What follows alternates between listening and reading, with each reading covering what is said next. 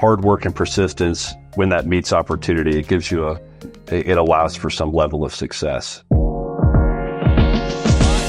Welcome to Get Unstuck and On Target, the weekly podcast that offers senior leaders insights and strategies to not only lead with confidence and vision, but also to achieve groundbreaking results. I'm your host, Mike O'Neill. I coach top-level executives on the power of ethical leadership to forge teams to be as united as they are effective.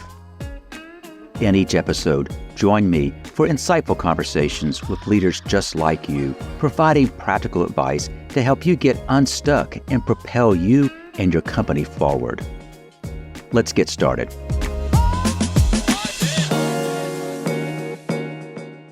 Welcome to Get Unstuck and On Target. I'm Mike O'Neill, and today we're exploring a quality that's essential for every leader's success: persistence. My guest is Barry Slaymaker, President and CEO of ATC Development. Barry's journey from working on a silt fence crew to leading a successful company is more than just an inspiring story. It's a masterclass in the power of sustained determination. As an executive coach, I've observed that the most successful leaders share a common trait. They understand that persistence isn't just about refusing to quit. It's about staying in the game long enough for preparation to meet opportunity. But here's what many don't talk about. True persistence often comes with tough choices and occasional failures. In our conversation today, Barry openly shares how he balanced advancing his career while pursuing higher education, the impact of work-life balance, and why creating a culture that embraces both persistence and learning from failure has been crucial to his leadership success. For my fellow business leaders listening, I encourage you to pay special attention to how Barry's approach to persistence evolved from simply pushing through challenges to strategically leveraging setbacks as stepping stones to greater opportunities. Are you ready to explore how persistence can transform your leadership journey? Let's dive in with Barry Slaymaker. Barry has been with ATC Development for over 4 years, and he now serves as the president and CFO. Barry's a long-term friend of mine, and he's been active in real estate, construction, and development since 2001, and he's held numerous leadership roles from sales and operations management to working as the CFO of a startup and everything in between. As Barry and I were kind of reconnecting and catching up, and I invited him to come on the podcast, I asked Barry, of all the things you could talk about, what would you like to spend some time chatting about? And he brought up the idea of persistence.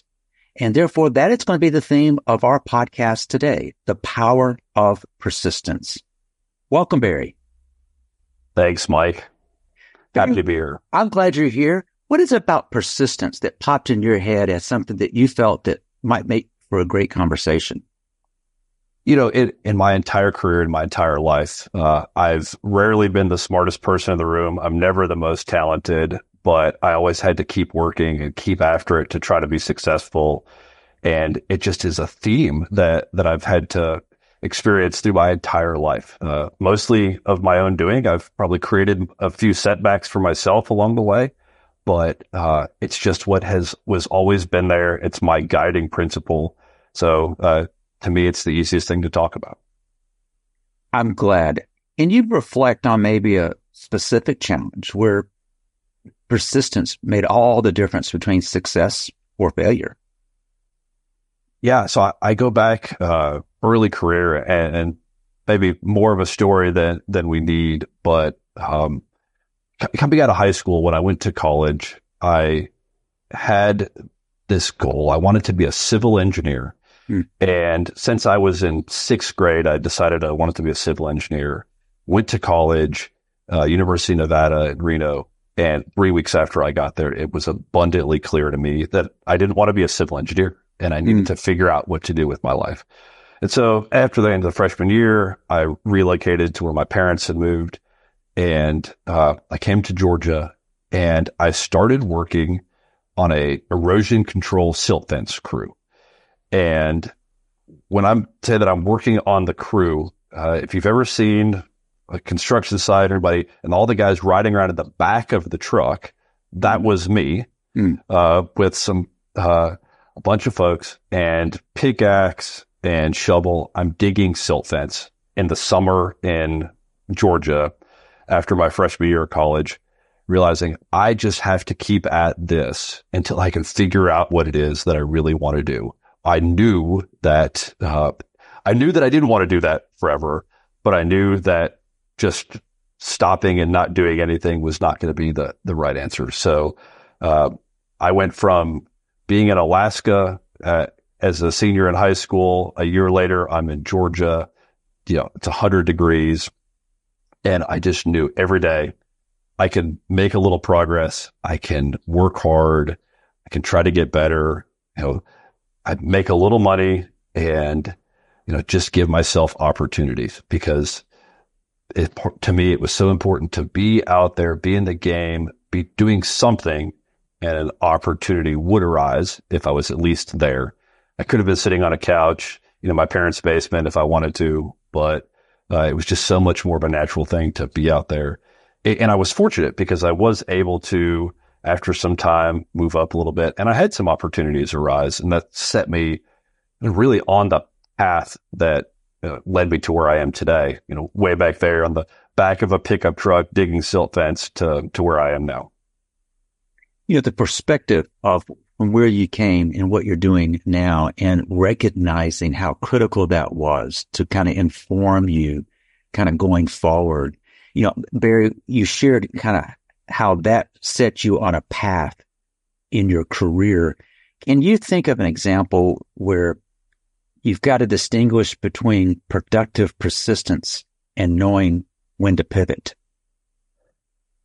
Well, that's a great question. So, I think about that there was a time period a little bit later in my career, and I had an opportunity, and I was very thankful for this. And this, I guess, that's another theme: is hard work and persistence. When that meets opportunity, it gives you it allows for some level of success. And I was given a choice by the company I was working for. So I could continue to work, and I was working my tail off. I was making a lot of progress for that company, a company called American Door and Hardware. They've been bought out now. But I had the opportunity to keep my head down and keep working, or pivot, and they would actually allow me to go back and get my college degree. But that was a level of hard work that I was going to have to put in a lot of work, because they're paying for it. They've got to get production out of me. And I was given a choice. I can keep doing what I'm doing, or I can, all of a sudden start getting to the office at 4:30 in the morning and working on school work and trying to be a good student while also, being productive for the organization and productive for my family. And I chose that path because in between those two times, I had gone back and got an associate's degree, but I'd never gone back to get my bachelor's degree.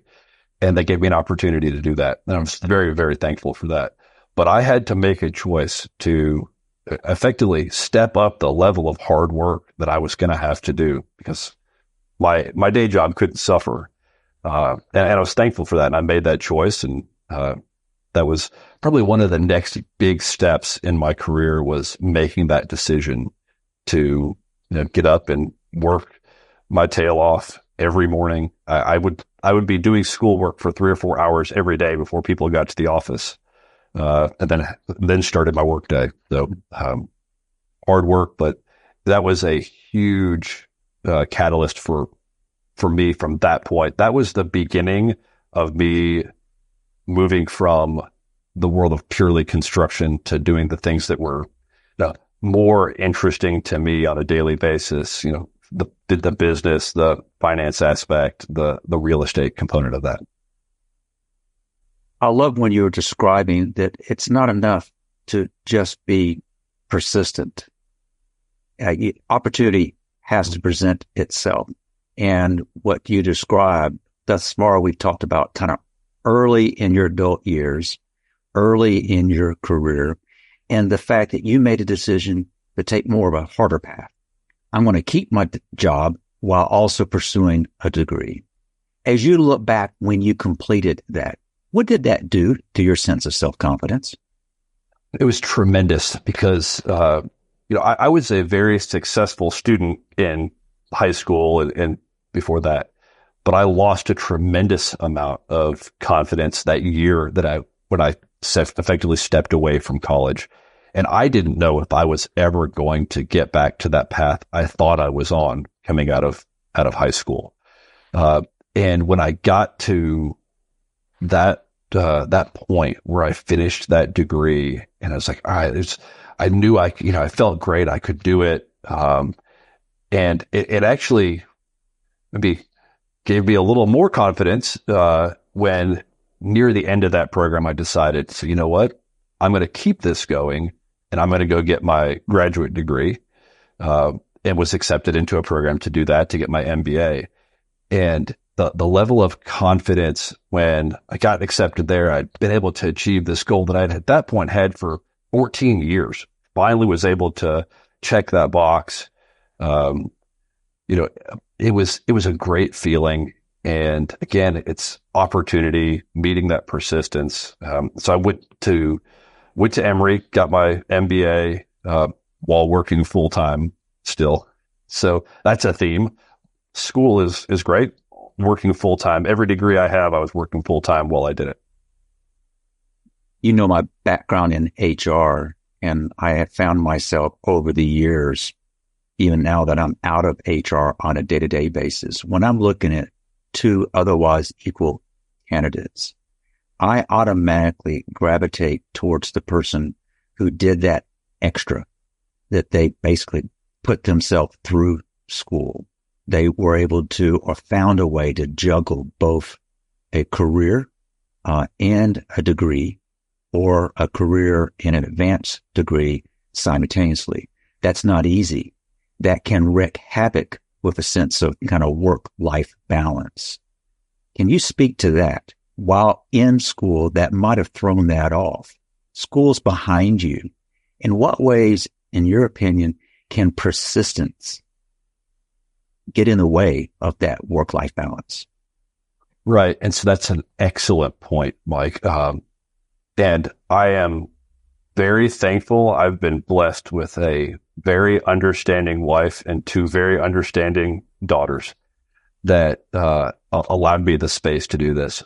But I will say, in hindsight, during those years, they suffered because it was so focused on finishing the degrees, achieving at work, making progress. And so they suffered for that. They didn't get the full Barry that they should have. They didn't get the full husband. They didn't get the full father. And I'm thankful that they were very understanding of that. And now they do. But yeah, that drive and that persistence and head down, hard work, in hindsight, I wish I'd applied that same level of energy to being a great husband and a great father. But, once I was able to finish my degrees, I was able to make that pivot. And I know so many people that talk about, especially in graduate school, is a routine conversation, work-life balance, because it's a lot of work. And all of the people I went to school with at Emory were working full time and in school trying to finish their degrees. And it's a challenge. And a lot of people's lives suffered because of that. And that sacrifice that you make and your family makes is not insignificant. And hopefully you're rewarded for that in achieving whatever goal you've set up for yourself. But I'm just super thankful for Sarah and Kinsey and Keely for what they went through and the grace they gave me. Two things come immediately to mind. One, we're kind of progressing through your career. We'll come to that next step in a moment. But I have observed, you've mentioned how thankful you are, how appreciative you are several times in this short conversation thus far. It's not lost on me. For regular listeners, our last guest, David George Brooke, spoke on the power of gratitude and how it can be a life changer. And it's just really nice to hear you say how persistence married with gratitude can lead to success. Let's speak to that success. You're now in a senior leadership role as president. We're talking about the role of persistence, and you lead teams. Teams sometimes get setback. There are things that kind of get in the way. In what way has this notion of persistence influenced how you lead others in light of what we've discussed so far? Yeah. So for me, one of the great benefits of my path is that it included a fair amount of failure. So I'm comfortable with that. And I try to instill in my teams, it's okay to fail as long as we keep working at it. We will learn so much from failure, and we'll learn so much by coming back from failure. So I am a big proponent of experimentation, because experimentation often leads to failure. I try to use the scientific method in business, is that we'll have a hypothesis, we'll test it. If it fails, we try again. And I think my teams appreciate that it's very much about experimentation. We have to put in the work, but not achieving what we set out to initially is okay, because when we continue to work and we have that level of persistence and perseverance, we'll get there eventually. And in failing and experimentation, sometimes we discover the new direction that we really should be going in, as opposed to where we started out. And that's really some of the story of my career. I did not set out, 20 years ago to be sitting here doing exactly this.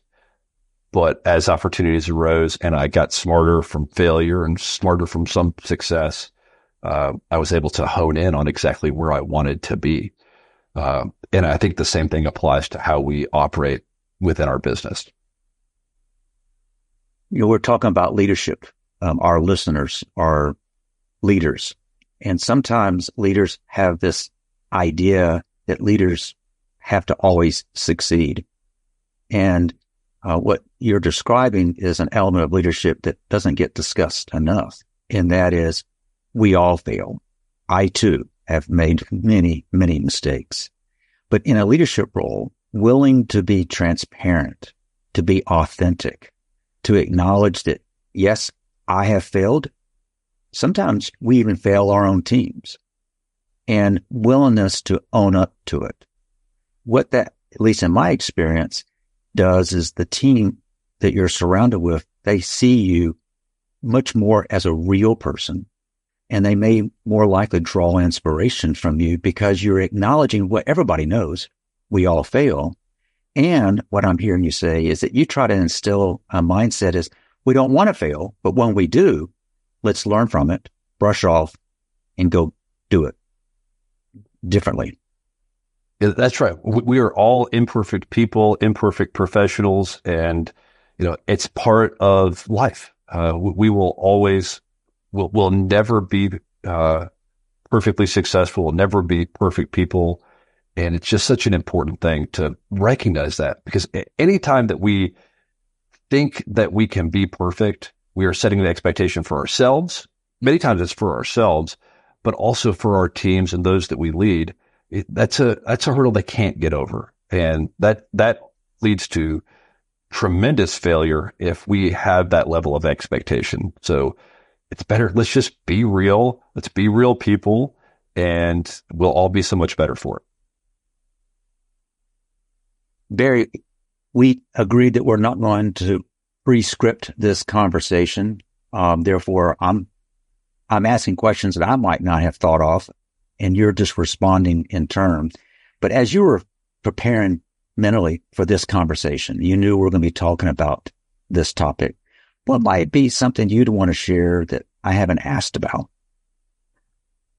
Yeah, as I think about persistence and perseverance, as I was preparing, I'm thinking about how so many of the hurdles that I had to overcome were of my own doing. Mhm. I created almost every setback in my career, sometimes through overconfidence, sometimes through too much drive towards a singular goal. Um, and, you know, I guess what I would want to communicate to people is that's okay, right? As we think about the setbacks, if we are the source of those setbacks, it sets us up to learn so much more from those. Uh, Again, it speaks to I'm imperfect. I've made a lot of bad decisions in my career, in my personal life. I've made some great ones. Thankfully, I made the call and had that first date with my wife. And, 20 years later, we're in a great spot. And I love that. But I've made a lot of bad decisions, and, I had to work very hard to come back from those. And that's just what I would communicate is it's okay if you fail, if it's okay if you are the source of your failure, if you created that, that's an opportunity that you're giving yourself. We have so many doors that are in front of us. And sometimes it's on us to close those doors ourselves. And to me, it's such an important thing to recognize that. It took me a long time to recognize it. Failure was a painful thing for me for many years. Now failure is an opportunity. And it's hard it's hard in the moment to recognize that. But I mean, I need to keep telling myself that for the next 20 years, but, that's the biggest thing I want to communicate, Mike. Barry, our conversation has somewhat dealt with persistence, and then we found ourselves talking a little bit about failure. Let's kind of come back to persistence for a moment. Sure. And that is, it's been my experience that successful leaders typically are persistent. If you were to somewhat summarize on this idea of persistence, one takeaway that you would like to make sure that our listeners have on this idea of persistence and how persistence has influenced you and perhaps the team you lead, what would that be? Well, I'm a sports analogy guy. And I think about it, and I kind of mentioned this very briefly earlier in our conversation, but, persistence to me is akin to staying in the game, right? You're working hard, you're there. Well, when an opportunity arises, we touched on this. If you're not in the game and you're not continuing to look for options and look for opportunity, then you'll never be able to seize those opportunities when they arise. So it's so much about getting back up, keeping after it, and the right opportunity will arise. And when it's there, if you're in the game, you're ready to seize that opportunity. Barry, I too love sports. That actually influenced the name of my business. I named it Bench Builders. And I did so in large part because I think we all understand the team that you lead is only as strong as your bench. It's not just the starters. It's the people that you're preparing to go in. And I kind of love that analogy. And I'm glad you brought that up as well. Now, before we conclude, I've got a question for the leaders in the audience. And that is, why do people choose to follow your lead? Is it out of obligation, or do they truly believe in your vision? And perhaps more importantly, when faced with obstacles, do you demonstrate the kind of persistent leadership that inspires the team to push through those challenges? Leadership thrives on clarity, confidence, and persistence. It's not just about holding authority. It's about creating practical solutions that drive real bottom line results. I'm an executive coach. I get to help leaders achieve those bottom line impacts and become those inspiring figures that people want to follow. At Bench Builders, we help leaders develop sustainable persistence strategies that drive long-term success. So if you want to lead in a way that draws people to your vision, not because they have to, but because they're inspired to, go to bench-builders.com and learn more about how we can support your leadership journey. Barry, I knew I would enjoy the conversation, but your insights have been invaluable. Thank you for joining us. Absolutely. Thank you for having me, Mike. Yeah, Barry, I know that there'll be people out there who say, you know what, I kind of like to get to know this guy. I think he said something I would like to learn a little more about. How is the best way for people to reach out and engage with you? Oh, absolutely. So you can find me on LinkedIn. I'm easy to find, Barry Slaymaker. And then I'll give you my email. Happy to interact with anybody. Barry at atcdevelopment.com. I would love to connect with anyone. We will put both your LinkedIn profile and your email, since as you gave it, in the show notes. So if you're driving, don't worry about it. It's in the show notes to retrieve. Thank you, Barry. I also want to thank our subscribers for tuning in, and I hope today's discussion provides you with some insights to help you get unstuck and on target. Thank you for joining us for this episode of Get Unstuck and On Target. I hope you've gained insights to help you lead with confidence and drive your organization forward. Remember, at Bench Builders, we're committed to your success, your leadership excellence, and your strategic growth. If you've enjoyed our conversation today, please leave a review, rate, and subscribe to keep up with our latest episodes. This show really grows when listeners like you share it with others. Who do you know who needs to hear what we talked about today? Until next time, I encourage you to stay focused on the target and continue to break new ground on your leadership path.